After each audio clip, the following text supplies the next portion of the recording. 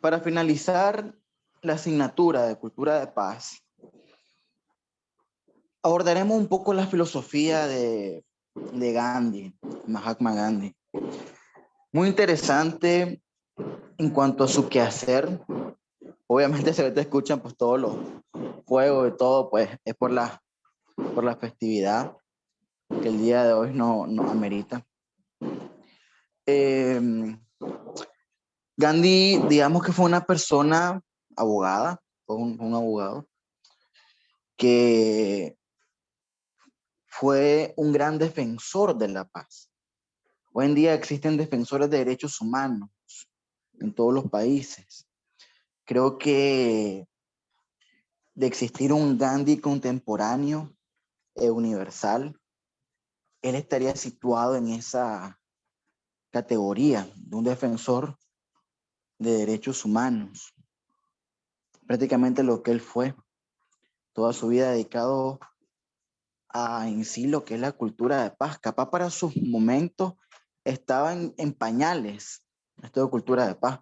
Venían todos los acontecimientos de las dos guerras mundiales, la lucha por la independencia de los estados, y él, con sus principios de no violencia, de ser una persona y un ambiente pacífico, con sus principios democráticos ante gobiernos que no practican en sí o practicaban en sí la democracia, él luchó siempre por eso, hasta pues de su inicio hasta su muerte.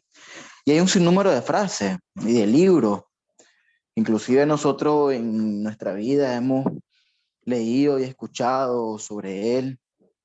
Entonces, vamos a tratar de abordar un poco todo lo que ustedes, me imagino, ya han logrado leer sobre él, pero tratar de darle un giro un poco distinto. Por eso le denominé la cultura de paz para Gandhi. O sea, ¿qué implicaba para él? ¿Cuál sería esta influencia de Gandhi para una cultura de paz?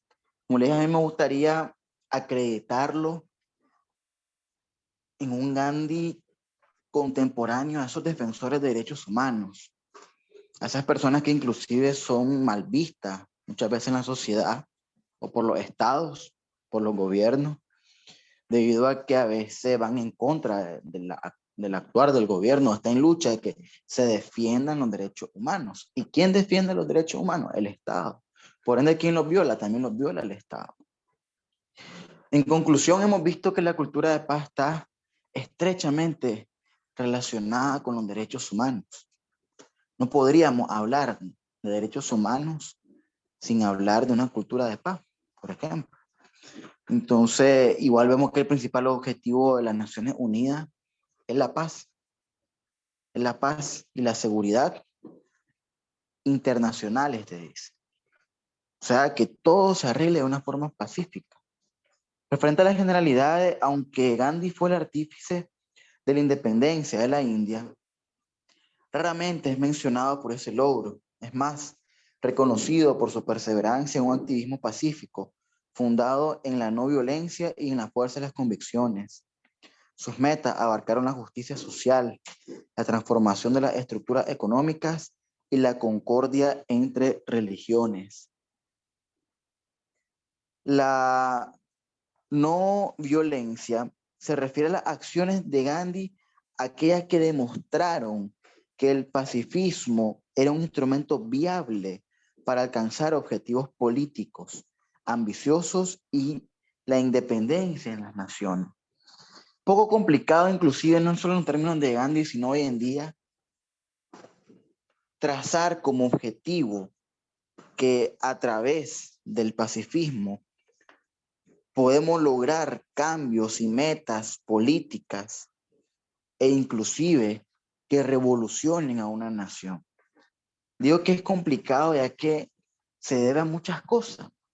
Inclusive para lograr toda esta parte pacífica, otro elemento que hemos visto que está muy de la mano con la cultura de paz es la educación. A veces es muy difícil dialogar y hacer entrar en razón a una persona con un bajo nivel académico, no es que en esto sea un poco de discriminación, no, sino que es de realidad. Entre más uno se educa, más uno fomenta una cultura de paz. Gandhi establecía que por medio de un ser pacifista no había necesidad de un derramamiento de sangre. Pero como les digo, en esos términos, en esos tiempos, pues estaba apenas el traslado de la guerra a la paz.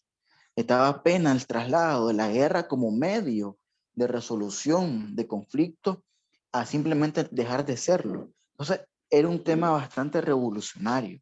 Con revolución, entiéndase, cambios. Era muchos cambios, o sea, no era lo común. O sea, él era un tema revolucionario en ese entonces. Gandhi mantuvo siempre su lucha bajo los estandartes de la concordia y la no violencia que había predicado. De ahí que su figura sea ligada a la resistencia pacífica. Este principio de no violencia, hoy en día lo podemos encontrar no tanto inspirado en Gandhi, pero sí a manera de derecho internacional en todos los principios del derecho internacional, reconocido en los principales organismos a nivel internacional, pues obviamente a nivel de la ONU, obviamente a nivel también de regional centroamericano del SICA, que también reconoce los medios pacíficos para resolver conflictos internacionales, llegando de último el jurisdiccional, que el que sería ante la Corte Centroamericana de Justicia. Fue un defensor de la igualdad y la justicia, Gandhi. Dos conceptos fueron claves en toda su lucha dentro de su vida. La Satyagraha, que significa la fuerza de la verdad, y la Ahimsa, que es la no violencia. La verdad está por encima de todas las cosas. Sostener la verdad es sostener lo indestructible. Es sostener lo indestructible. Y al sostener la verdad nos sostiene. La verdad es la fuerza que ha de alimentar acciones como la no cooperación, la desobediencia civil, el ayuno, la resistencia pacífica, que tiene muy poco que ver con la pasividad, ya que requiere una inmensa energía que solo la satyana puede infundir.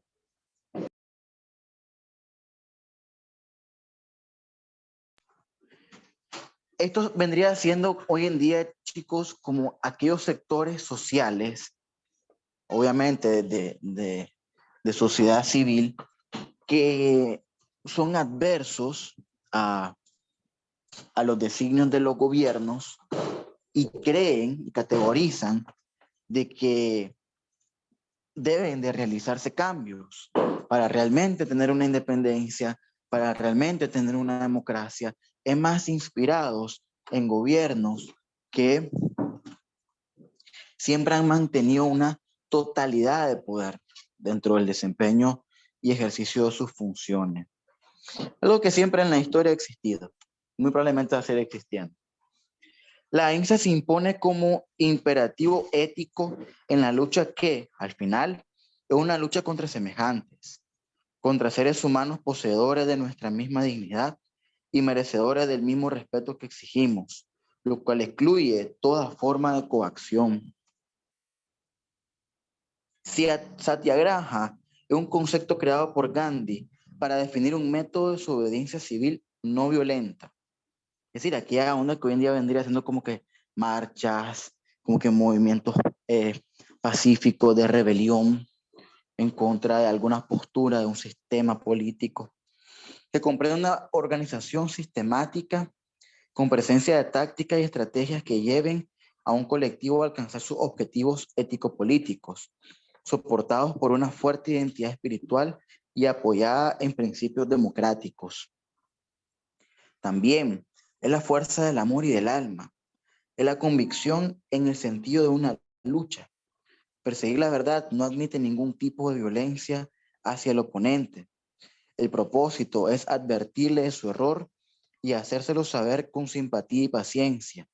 En las confrontaciones, la verdad de los unos puede ser la falsa para los otros. Satyagrama es el rescate de los conceptos, el restablecimiento de la verdad sin violencia. No se persigue el sufrimiento del oponente, aunque seamos nosotros quienes suframos.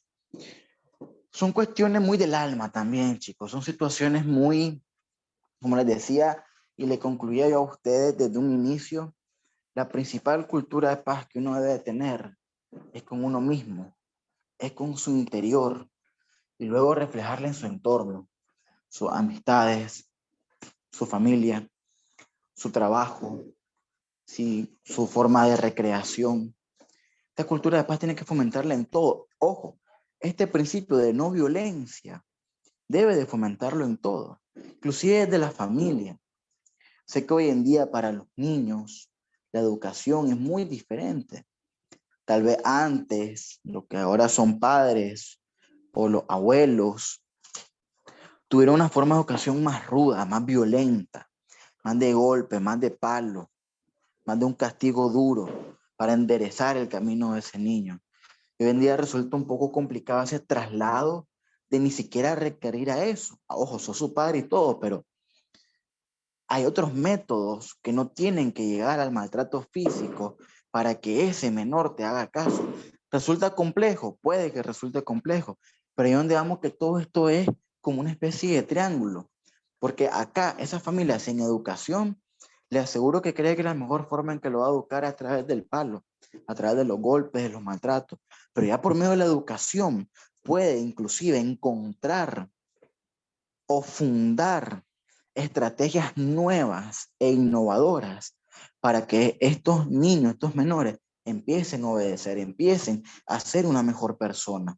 Entonces, la educación, los derechos humanos, la no violencia, la paz con uno mismo y luego con su entorno, son los principales estándares en la lucha de una cultura de paz que ya le dije, le he dicho, a nivel de Estado, lograrla por sí mismo es imposible. El Estado puede establecer como principio la paz, pero aunque él haga lo que haga, no la va a poder lograr, porque es de dos, es de Estado y es de población.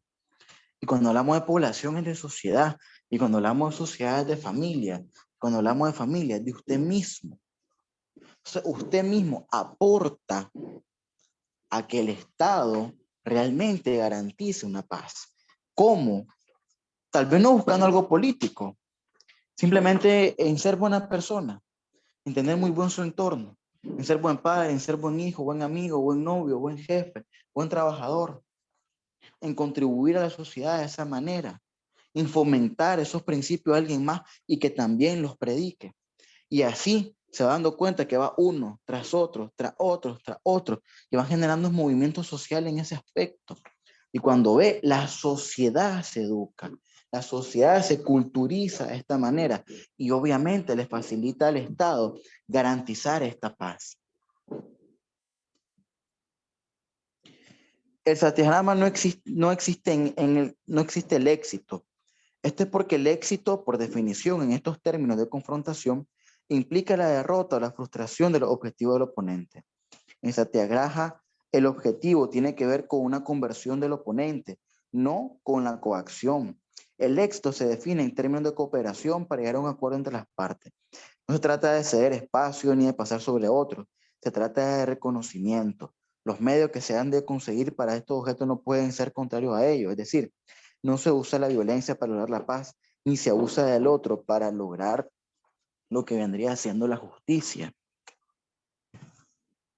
Con violencia no lograremos revertir los daños que nos ha causado como sociedad el mismo espiral de violencia en el que vivimos.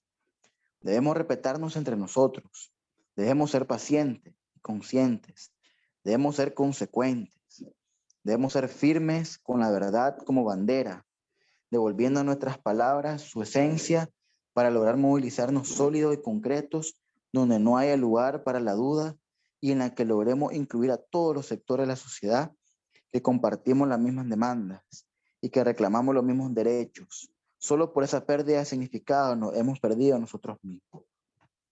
En estos principios siempre hay dos partes, A y B. A quiere algo, B quiere otra cosa. Luego todo esto evolucionó, estos pensamientos han evolucionado.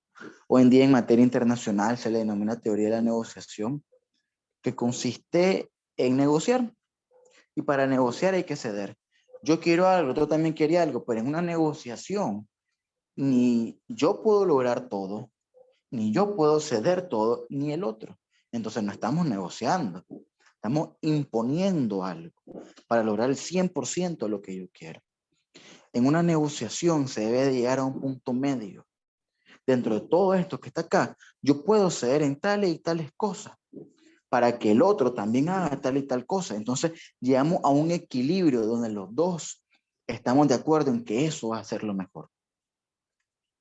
Me despido recordando y reafirmando que esta cultura de paz se desprende de uno. Cuando digo de uno, usted no se deje llevar por apariencia. No es que ante la sociedad le va a fomentar algo que realmente no es. Empiece por usted mismo y se va a dar cuenta que no tiene necesidad de demostrarle nada a la sociedad. Si usted lo hace para usted, es imposible que refleje lo contrario en la sociedad. Sea bueno con usted y eso le garantizará ser bueno con los demás. Si es bueno con los demás a manera de falsedad, tarde o temprano, toda verdad saldrá a luz. Y el que se está haciendo el daño, usted. Hoy en día muchas enfermedades se desprenden de eso. La depresión, por ejemplo. Gente que sin explicación alguna llega hasta el suicidio. Aparentan ante la sociedad una cosa y en su interior son completamente lo contrario. Reflejan una sonrisa y un bonito gesto ante la sociedad, que al fin y al cabo es el concepto de persona, una máscara. E internamente son otra cosa.